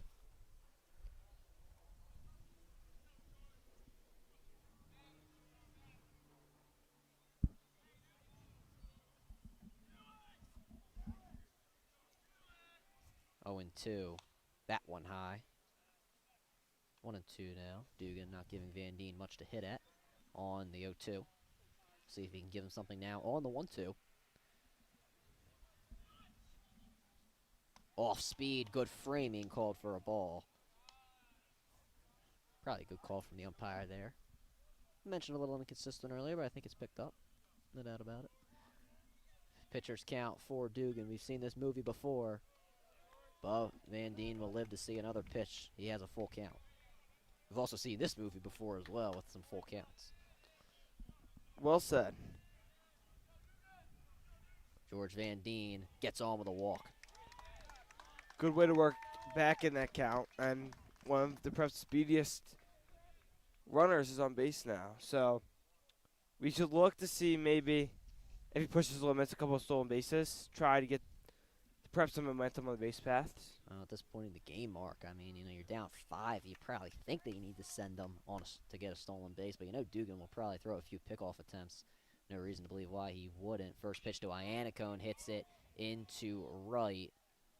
And that play is made for the second out of the inning. Iannacone frustrated as he goes back to the dugout. There are now 2 outs in the inning. Dugan just getting hitters to pop up this inning. We've seen 2 so far, Sittler and now Iannacone. Pat Vezza, who's 0 for 2, has Van Deen on first, 2 outs. The Hawks looking to maybe get a rally here, something from Pat Vezza. Van Deen's going to steal. It was a strike to Vezza. Van Deen gets on second with a stolen base. What a slick slide right there, Ryan. Yeah, that was slick, no doubt about it. George Van Deen. Beautiful. It's going to be the second stolen base for the Prep today. A little Trey Turner-esque. Honestly, I was just about to say that. Maybe a little bit of Javier Baez. Oh, El Mago. how about it? Vezza hits this one in play, and the tag is not made. Vezza on first. He beats it out.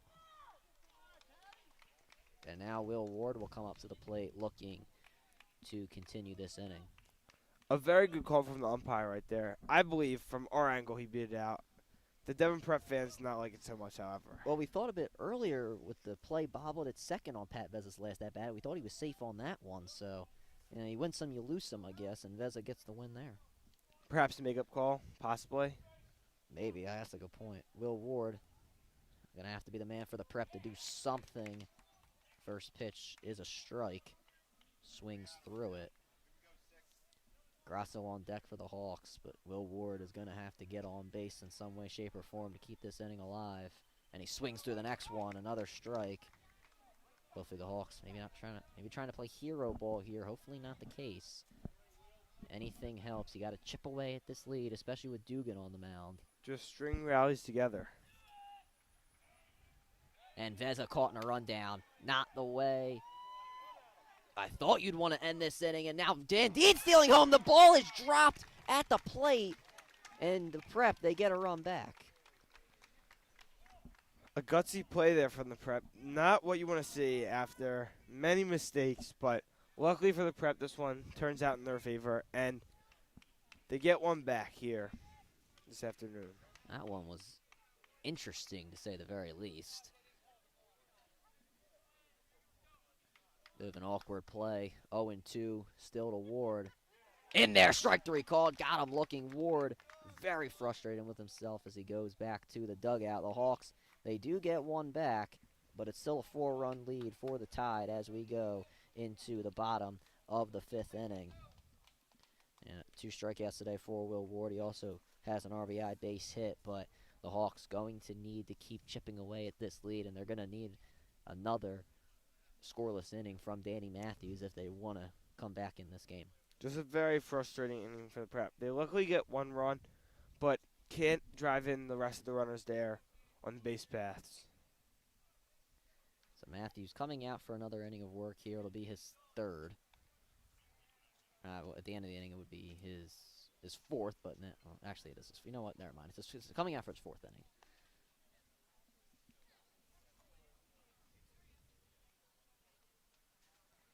Nonetheless, the Hawks looking to have another shutdown inning here. They not necessarily shut down the last inning. There was a runner on 3rd base for the Tide, but they were able to get out of it with no damage done. But in this game, the Hawks, the batting average discrepancy has been very notable. The Hawks with a 278 average, the Tide with a 385 average in this game. So the bats definitely going in the favor of Devon Prep. And we've seen it a couple of times this inning. Just when you thought the Hawks could rally, something happens to just shut it down. I mean, it shows with the average you just said, Devon batting way better than the Prep this afternoon. And that's giving Devon the advantage up 4 at this point in the game. So back at it, Danny Matthews, Conte, the catcher, takes the first pitch for a ball. Thought he was going to swing on that one, but he holds back on the off speed from Danny Matthews. Holds back again, but this one is a fastball for a strike.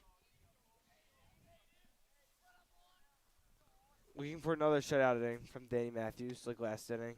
Definitely need it, and that's a good start for Danny Matthews. It's 1-2, and he is right back in his stance. He wants to get the bats back up for St. Joe's Prep. Puts that one on the outside. Good framing for Iannacone. Can't get the call nonetheless. And why wouldn't he want to get the bats back up? As we said, a pretty decent inning last inning from the bats. 1 run, no strikeouts from Dugan, so. This one in the air. It's still in play. Ward makes the catch for the first out of the inning. The fielding over the last 2 innings, Ryan, has been way more solid than the first 3. Unfortunately for the Prep, those fielding errors might have given up most of these runs, if not all of them. Wheeler's now up. Has an RBI triple today. That one called for a strike. That one on the outside. Matthews probably got away with one there. Yeah. Going back to him being inconsistent, that's another variable in the equation. Off speed, another one called. That was a good one from Danny Matthews. Wheeler has to step out of the batter's box as he's quickly down 0-2. Danny Matthews is finding his groove now after a very good inning last inning and continues with the momentum here. 0-2, Matthews fires. This one hit into left. Van Dien has to run in on it now. Dives, can't make the catch. Wheeler holds at first. Possibly the sun got in Van Dien's eye. And the fielding continuing to be a bad spot on the Prep's part today. Yeah, that's one way to put it. Land now up. He'll get some advice call from third base coach of the Tide. Maybe a possible bunt opportunity. I wouldn't discount it. Devon's been playing very good small ball today. Encouragement from the St. Joseph's Prep crowd to Danny Matthews even after the base hit for Wheeler. I apologize.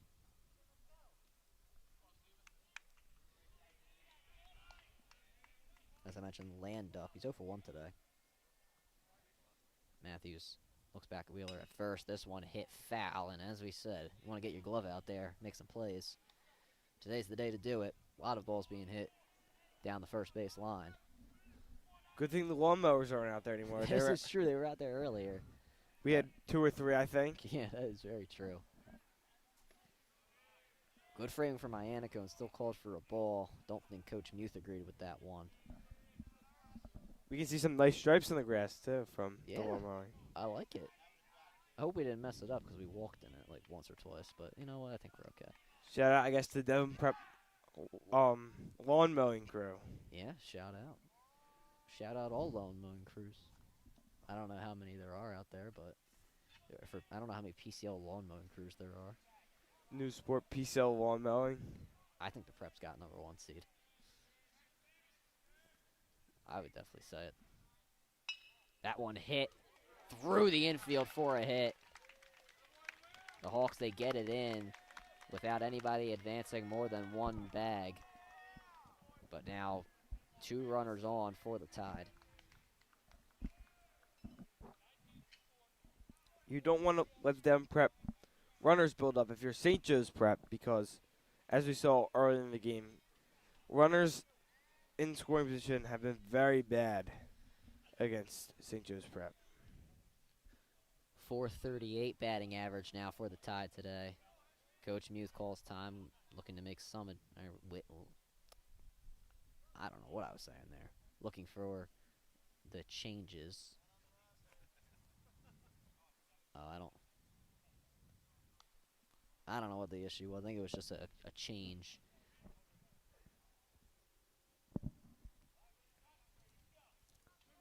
Nonetheless, we're back at it. Play will go on. Coach Muth, very technical guy. He's got to know who's batting when and where and how and so and all that good stuff. Don't want any unfair advantages. Throw back to second. Locker makes the catch. Almost Everybody nailed the safe. runner. Yeah, that would have been good. I don't know if I want to get hit from a fastball by Danny Matthews. I don't think I would want to get hit by a fastball from anyone. That's very fair. That's very fair. First pitch, that one chopped to Sittler. He's going to make the throw on the run to first for the second out of the inning. Some nice play by Sittler. Just knowing the double play wasn't really there in that situation. And again, like I said earlier, getting one out is just as important. Leadoff man Leckman coming up. He's 1 for 2 today. So runners do advance, both in scoring position now with 2 outs. Matthews looking to get out of this inning with no runs given up. That would be very big for the Hawks. Off speed for a ball, 1-0.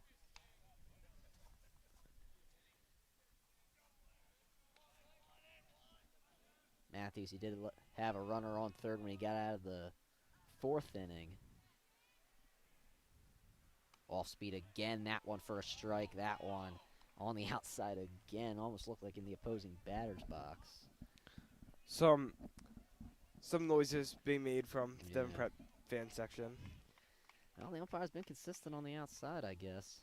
1-1. That one definitely in the dirt. Everybody stays as the ball went a bit behind Iannico. I guess it's about keeping our strike zone consistent, not necessarily being right, because we have no ABS challenge system here at Devon Prep. That's true. That is true. Or any PCL field. Yeah. Well, I mean, you got WSJP, so, if anybody wants to tune in, one of the coaches want to tune in for that sort of stuff. PCL can regulate it, something like that. WSJP, can you control the strike zone in the PCL now? I think that's a good idea. I don't know how many games the Prep would lose if that was the case, but, I guess you could do that. 2-2-2. Danny Matthews looking to get out of this inning with no runs scored. He steps off.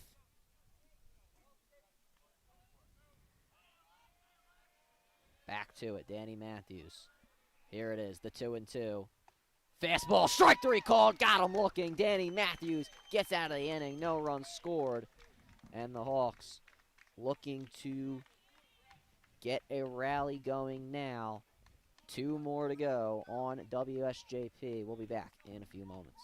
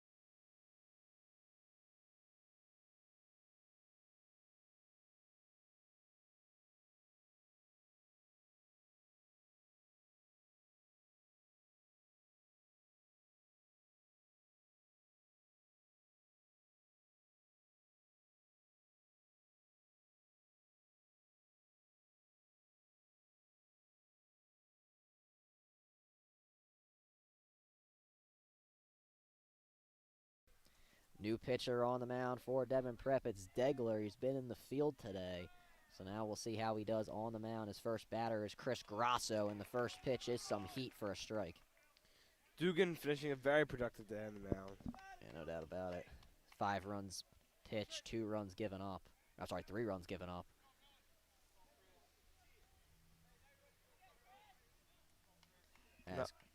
Not much more you can ask for from Devon Prep and the Tide this afternoon. Grasso steps out of the batter's box right as Degler was looking to pitch, so probably the best time he could have done that if you are Chris Grasso. 0-1. That one on the inside, called for a ball. Devon Prep's section, they are not happy at all today with the umpire. And I mean, Mark, I think we brought it up a couple times. You know, there are some pitches where you might have to agree with them. Yeah, I agree with you. Grasso fouls that one off. Oh, Stins making the catch. Druzy was just blocking our view as well. Yeah. Look at Stins making that catch. That was textbook right there. Shout out to Coach Stins. Bent his knees, scooped it up. Textbook. 1-2 to Grasso, and he fouls it back. That was probably my best call of the day. Stins making the catch. I hope he hears this. He might watch back on it. He might. You never know. Maybe watch some film, show the team. Yeah, you never know. I mean, or maybe they just want to listen back to hear me. I mean, that's always the possibility. Maybe that's just not the case. I don't know. That one goes to the backstop, 2-2. I'll listen back for you, Ryan. Thanks, Mark. Sometimes I listen back. You know, I just want to. Sometimes when I need to admire your just, voice. Yeah, we'll go with that. 2-2 to Chris Grasso. And he fouls it back again. Grasso staying alive. Or maybe just see Druzy blocking the frame for half the game. Honestly, you know what? We're gonna bring this up in a meeting tomorrow. You know, No more blocking home plate. No more blocking the home plate. It's going to be a very adamant speech given by me. That one hits Grasso in his back, and he'll get on with a hit-by-pitch. An early base runner in the inning for the Prep, which is key to hopefully dig back from this 4-run deficit. And we will see. Grasso starting things off. He gets on with the hit-by-pitch, as I mentioned. All the Hawks need is one hit to get a rally going, and we'll see if Jack Keenan can start that off. Grasso taking a massive lead, and he is out on the pickoff. First pickoff, which worked from Devon Prep today. I mean, we've seen around 20-ish pickoffs, and Grasso just taking a massive lead, which that's devastating for the Prep in this late stage of the game. Devastating to say the very least, as Keenan hits this one back. I got it. Never mind. Nobody's got it.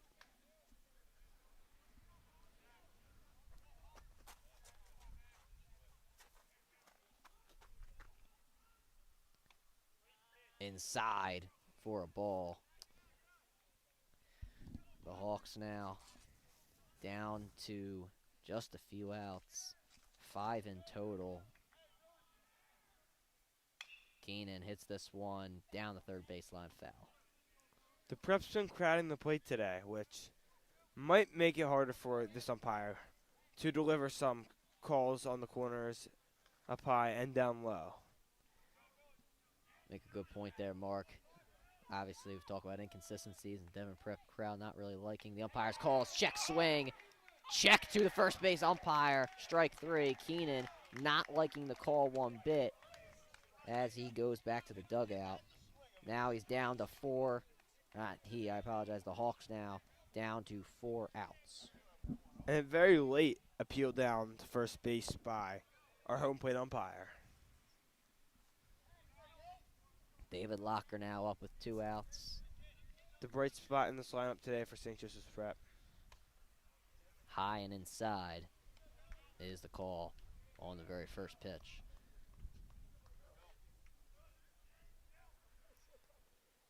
Locker swings on that one softly into left field, and it falls for a hit. So the Hawks get one on with 2 outs. Locker about a quarter of a way down the first base line as he goes back to first. David Locker, 2 hits today, and as you mentioned, Mark, one of the bright spots today for St. Joseph's Prep. Kyle Alma now up for the Hawks. He's 0 for 2, but the Prep, they're going to need something as we move into the very late stages of this game. As I mentioned, just 4 outs left for the Hawks to give. First pitch to Allman, right down the plate for a strike. Mason Holmes on deck, so. Oh, yeah, Mason Holmes getting ready to pinch hit.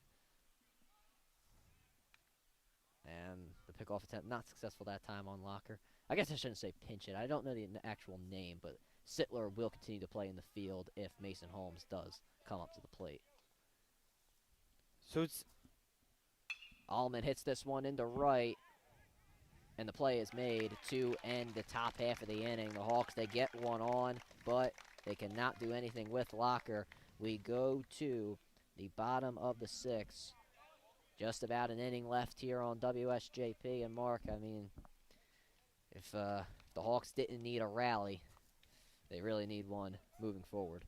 Agreed. The Grasso out at first base was devastating for the Prep, as it made the game go from 0 outs and a runner on first to essentially 2 outs and a runner on first. But with 2 outs, it's harder to get the guys around the base path, and just devastating for St. Joe's Prep. Yeah, it's definitely fair. I think that pickoff was definitely the, I don't know if I want to say the turning point, but definitely just the, just down, just a down point, you know. Just, you get what I'm laying down. It was just Yeah, I'm not picking up great. what you're putting down. Yeah. Throw down to second, and we will get things going. Just about an inning left on WSJP. We'll see if the Prep can make the comeback to end the losing streak right here. We will see. They're going to need 4 runs to tie and 8 and 5 to take the lead. Devon Prep looking to add some insurance before the 7th inning. Danny Matthews on for another inning. Danny Matthews with a strong performance this afternoon. That one called for a ball, that one low.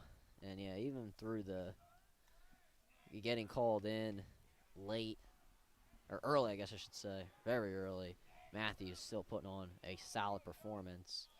Only St. Joe's 3 Prep. earned runs, which matches Dugan on the day. Yes, it does. Swing and a miss there. That was Gabrielle who took the swing and miss. Another swing and miss foul tip. That one goes out of Iannacone's glove, but it's 1-2 now. Matthews looking for a shutdown inning here, and the Hawks looking to get their bats back up for the top of the 7th. Matthews 1-2, off speed, hit, past second base for a hit. Gabrielle rounding first, he's going to stay there. Devon Prep, they get a man on to lead things off. That's not what you want to see if you're the Prep. Not at all. You just would like to go 1-2-3 here. Just get out of this inning. Hannah's now up. Matthews, though, right back at it. Keeping a straight face no matter what happens in the game. Some heat on that one for a strike. He's really been throwing well this afternoon and just putting ball after ball in the zone. Throw back to first. Solid throw. Gabrielle reacted a bit late there, but he gets in safely. How many pickoffs do you think is the record in a PCL game history? That's a good question. We've You're seen never a lot gonna today. You're never gonna find out that stat, but that's a very good question. This one hardly hit to Hannah. Sittler makes the throw over to second. Here it is to first. Not in time. So the Hawks, they do get the lead runner. There's now one out in the inning. That's a great off-balance throw. Just nailed the runner at second. Couldn't turn the double play, but get the lead runner. And now the double play is still in order, so that's a big advantage for St. Joe's Prep.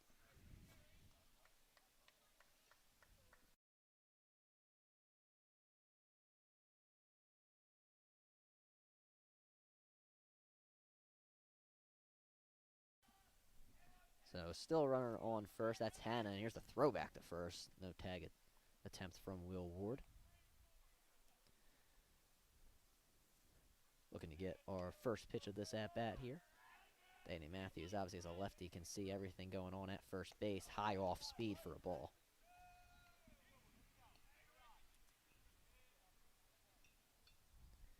Coach Muth making sure he still gets those substitutions and everything that's going on.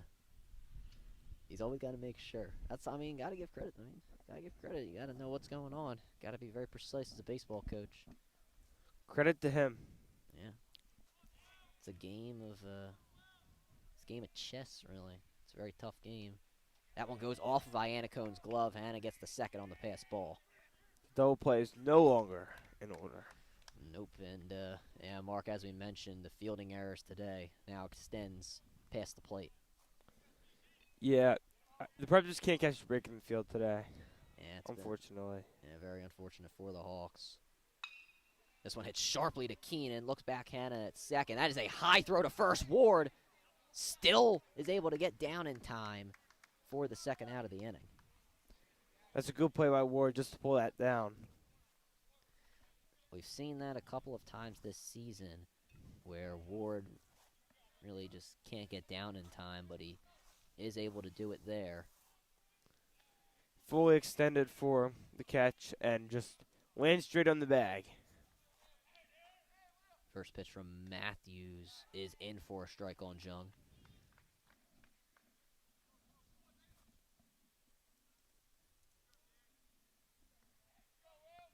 Jung already has one hit today.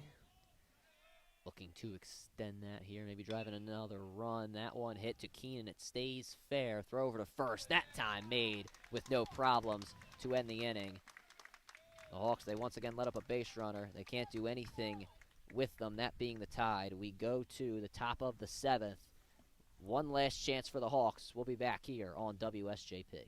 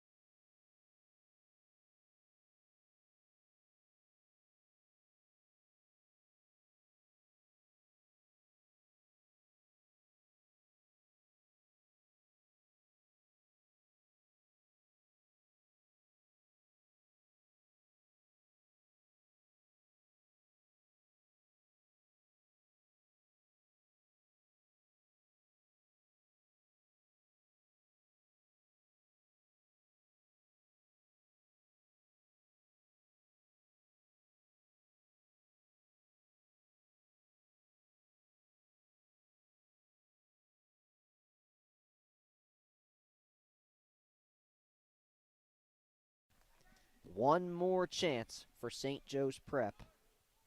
Mason Holmes hitting for Sittler. In the 8-hole slot, Holmes takes the first pitch for a strike. Solid take for Mason Holmes. He saw it. Now we'll see if he can act on it. And he hits that one to second and through for a hit. Holmes, he will stay at first. Solid start for the Hawks with a hit. Good hit up the middle. Just beats the glove of the diving second baseman. And good play by the outfielders to cut it off because it almost looked like it could have went to the wall right there. So good play by the Devon Prep outfielders. Hit it right on the head there, Mark. As now the 9-hole hitter, George Van Deen, comes up. I apologize, dead air time. Trying to just get the stat sheet in order. And Van Deen hits this one on the first pitch, high to center field. And this one is going to be gone! George Van Deen with a 2-run blast! And St. Joe's Prep have cut the lead. What a swing right there from Van Deen. And he shows this Prep lineup still has life late here in the 7th inning. George Van Deen, his first home run of the season, and St. Joe's Prep have all of a sudden cut it to 2.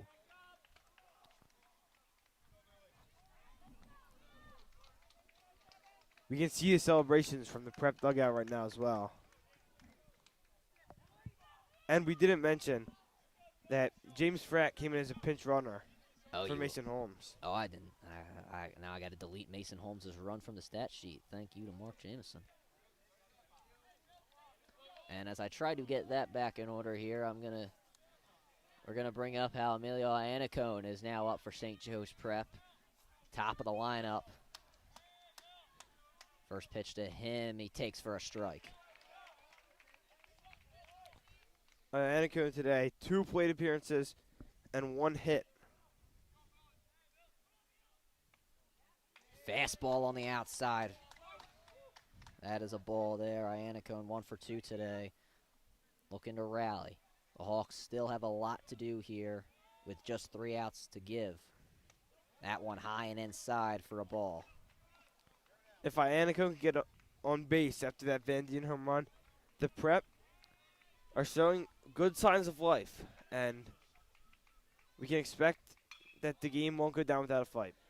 This one hit high, it's in play, and it's made for the first out of the inning. Not what you wanted to see if you're St. Joe's Prep, as the top of the lineup is up. 2 outs left to give for the Hawks. Pat Veza now up. Veza as well with 1 hit today.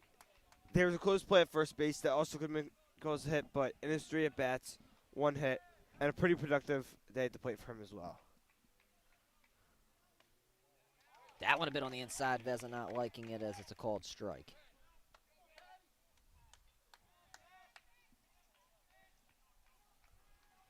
Right back at it is Degler, and Veza fouls that one off. It's a quick 0-2. That one goes into a house. So whoever lives there is going to be seeing a Pat Veza foul ball. Right over the road here at Devon Prep as well. Yeah. 0-2. Veza fouls this one in play. And Degler makes the catch. There are now 2 outs in the inning. Will Ward, the last hope for the Prep this afternoon. Indeed, Will Ward looking to keep the Hawks alive. They're down to their final out. Degler looking to close things out after giving up the 2-run home run to George Van Deen. That first pitch low for a ball.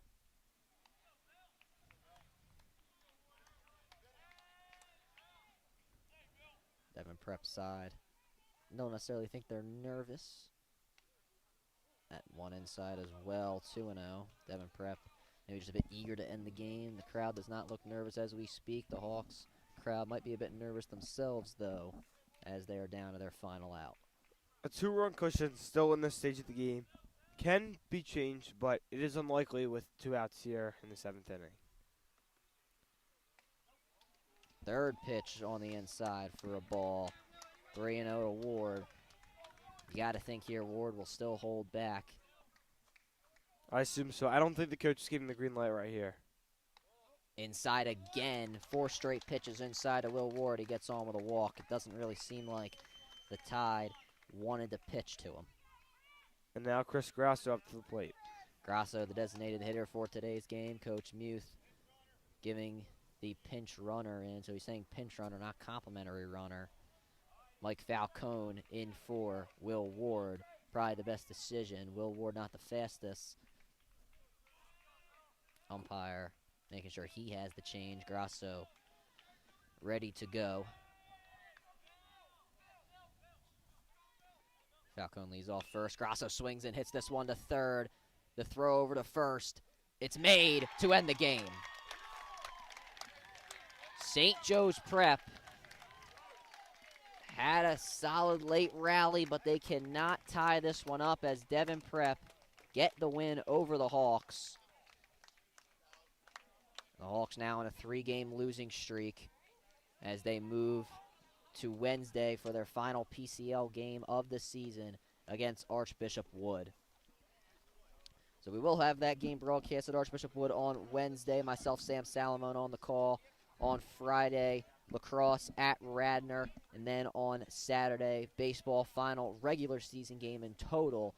That'll be senior day, 2 p.m. at FDR Park. That'll do it for today's broadcast. Devon Prep gets the 7-5 win over St. Joe's Prep. From myself, Ryan Sullivan, my color analyst, Mark Jamison, and from our photographers, Cristiano Forcina and Andrew Zimmerman, we say thank you, have a good night, and go Prep.